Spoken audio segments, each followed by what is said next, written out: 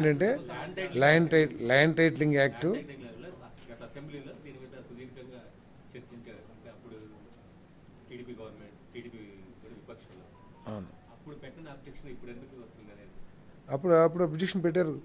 అప్పుడు అసెంబ్లీలో అసలు రాలేదు. అప్పుడు అంటే ఆ రోజు ఉన్న అధికారంలో ఉన్న పక్షం మాట్లాడిచ్చే పరిస్థితులు కూడా ఆ రోజు లేని విషయం మీ అందరికీ తెలిసింది. ఏ విధంగా బుల్డోస్ చేశారు అసెంబ్లీ ప్రొసీడింగ్స్ని అందరికీ తెలిసిందే.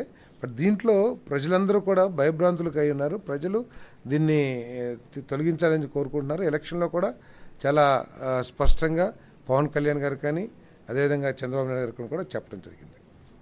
చాలా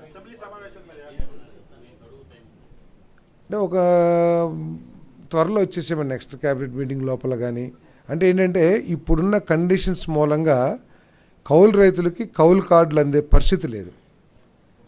కాబట్టి కౌలు కార్డులు ఇవ్వటం కోసం ప్రొసీజర్ని సులభతరం చేయమని చెప్పేసి చెప్పడం జరిగింది. 2016లో ఏదైతే గత ప్రభుత్వం తెలుగుదేశం ప్రభుత్వం అమలు చేసిందో విధానాన్ని, ఆ విధానం కానివ్వండి ఇంకా మెరుగైన విధానం ఏదైనా సరే, అంటే అల్టిమేట్ ఎయిమ్ ఏంటంటే కౌలు రైతులకి ఆర్థిక సహాయం ఎక్కువగా అందాలి అనేది లక్ష్యం. ఓకే,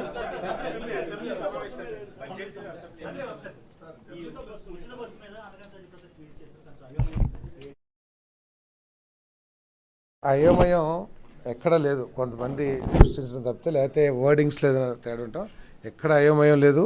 ఏదైతే హామీ ఇచ్చారో ఆ హామీలన్నింటినీ కూడా అమలు చేస్తుంది ప్రభుత్వం. రెడ్డి గారు రాష్ట్రాల మధ్యంతర ఎన్నికలు జరిగితే మేము అధికారంలోకి వస్తామని చెప్పి కలలు కనే అధికారం అందరికీ ఉంటుంది.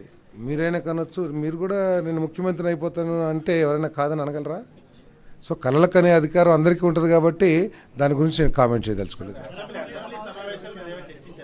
ఏం చర్చించలేదు.